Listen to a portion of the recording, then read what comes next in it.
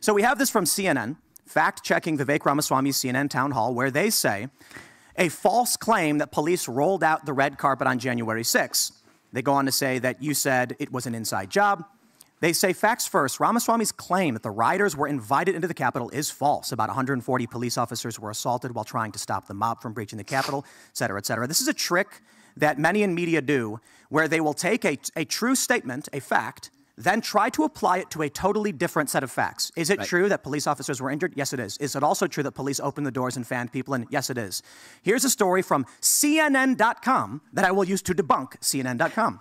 Man who said January 6th was magical acquitted in U.S. Capitol riot case, where they say a federal judge on Wednesday found Matthew Martin not guilty of 4 federal misdemeanors related to trespassing. Martin, who worked for a government contractor before his arrest following the riot, successfully argued that a U.S. Capitol police officer waved him into the building. At least one video played during the trial appeared to show an officer moving his arm in a waving motion.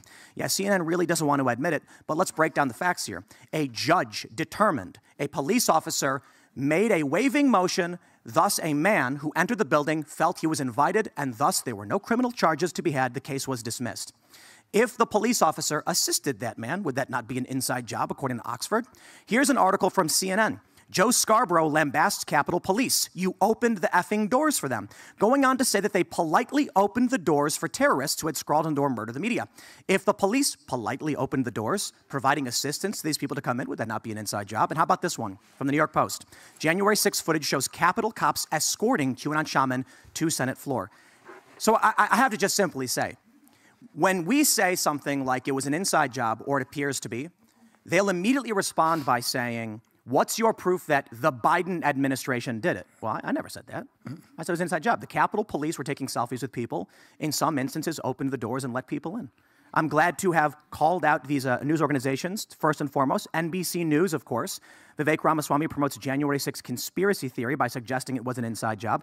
I think according to CNN's own reporting, as well as the Oxford definition, we've here definitively stated and proven it was an inside job. My question is, if the people inside are under duress and they let the people outside in because they're afraid for their lives, is it still technically an inside job, or was it provoked by the crowd's, fear, essence of fear? It's a bit, I kind of lie with you that I think it is still technically, neutrally an inside. You're also assuming that that was the case, right? I mean, I think that's even under that most charitable interpretation.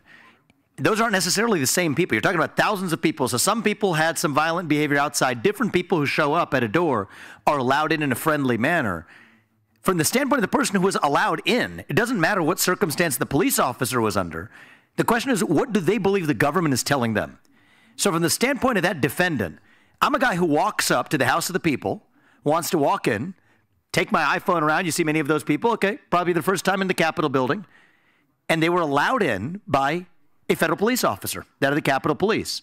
Now, I find weeks or months or a year and a half later, I'm part of the largest manhunt in modern American history to be put into prison, in many cases charged, held without even being charged. So I think at the level of the individual, this is what it comes down to.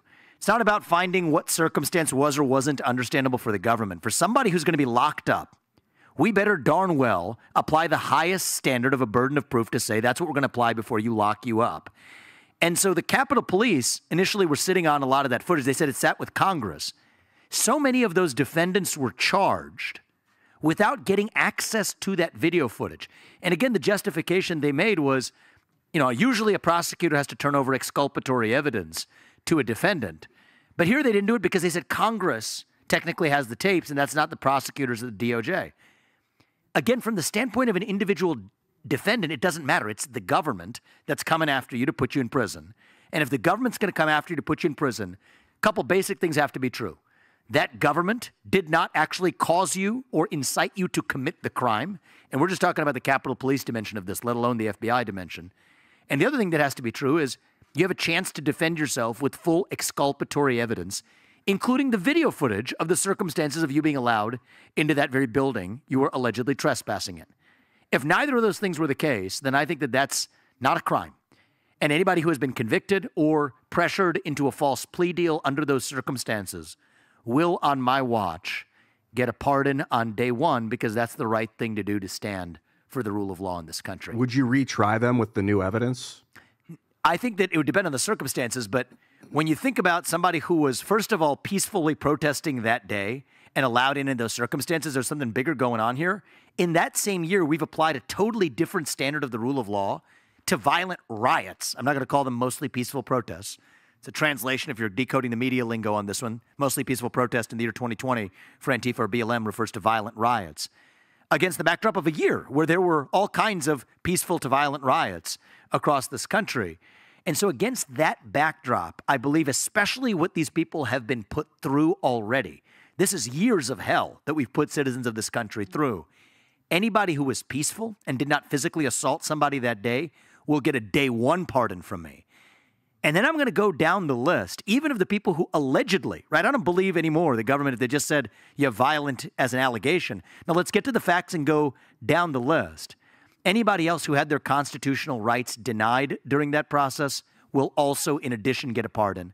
I can't commit to that on day one, but on day one, I commit to start the process of going case by case. And it's not even about those defendants individually, though that matters, of course, to me. It's about the future of this country. Because if we put ourselves in a position where they can go after political opponents for this reason, they can go after political opponents for any reason.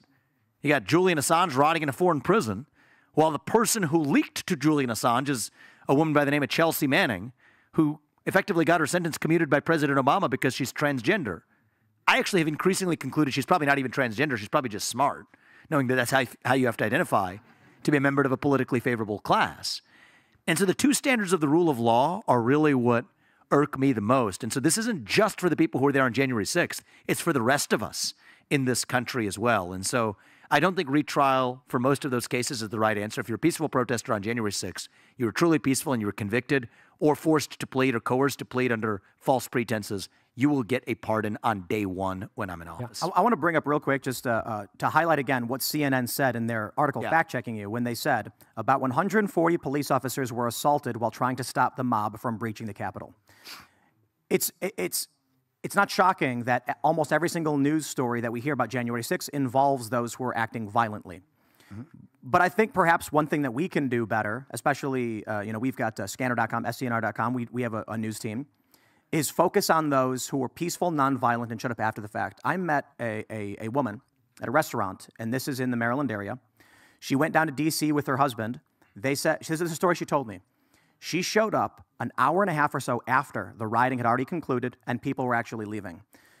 She walks up to the Capitol building with open sidewalks. There's people standing on the grass talking. There's people walking around. The doors are wide open. Her and her husband walk up, see people and the police standing there, walking around. She said she was in for a few minutes, asked what was going on. They said nothing much and said, okay, and she left. She was sentenced to 18 months in jail. The court did not care that she was nonviolent, that she was just a tourist who went to see Donald Trump speak, was unaware of any barricades. I think the issue is, especially for the corporate press, those stories aren't newsworthy for them. They're not going to get clicks. If you take a look at how CNN reported the acquittal of Matthew Martin, they still just don't want to admit that a police officer waved a man into the building and a judge agreed he was welcomed in. They still try and make it seem like it's all a misunderstanding and the cop wasn't waving him in. Yeah, and you know what, the corporate press piece is interesting of this because some of the people who they're now going after, there were members of the press that day in the field covering it as members of the press. But if they're part of the corporate press, somehow that was immune from investigation. You have independent journalists who are actually documenting what was happening are the ones that the Justice Department's now going after. You got the likes of Owen Schroyer, who was actually yelling, as best I know, didn't even go in the Capitol, was on a megaphone yelling 1776. I didn't think that was a crime in this country. But apparently that was, by definition. He ended up spending time, actually, unfortunately, under prosecution and under conviction. So I think it's a violation of the rule of law. I also think you haven't even gotten to the spicy stuff. But first of all, I want to say one thing. I'm glad that CNN, at least took the approach they did. Otherwise, we wouldn't be here doing this, actually, probably. CNN, I did a town hall here in Iowa about maybe a month and a half ago where we started to talk to this woman, Abby Phillips, who was monitoring the town hall. They literally cut it off 5 minutes early. Like literally it was supposed to be, there was a full time, there's a full run of show. By the time I start talking about January 6th, and there's only a few third rails that you really can't touch. But for whatever reason, this is one of them. They ended the whole thing 5 minutes early, trot out a bunch of different experts explaining to their audience why everything they just heard was misinformation and needed to be debunked as dangerous for the future. And then that's when they start calling us. And they actually, on YouTube, funny thing is, they threatened us with the cease and desist for putting up that town hall while Nikki Haley still sat up there for 6 months. I think part of it is, Tim, it's not just that it's less spicy for less clicks. I think there's something deeper and more ideological definitely going on here, that they believe it is their responsibility to make sure the public does not hear in this case, here are the facts of what happened, but even in other cases, viewpoints that are alternative to their own. I do think that's an important part of what's going on at the highest levels of these organizations. Well, this is the thing. We don't know a lot of the facts. How many FBI agents played a role in what happened? How many undercover police officers or other federal agencies participated in this event? Why did it take so long to respond? What just happened to Ray Epps, and how was he able to get that kind of deal when there's so many people rotting away in solitary confinement right now?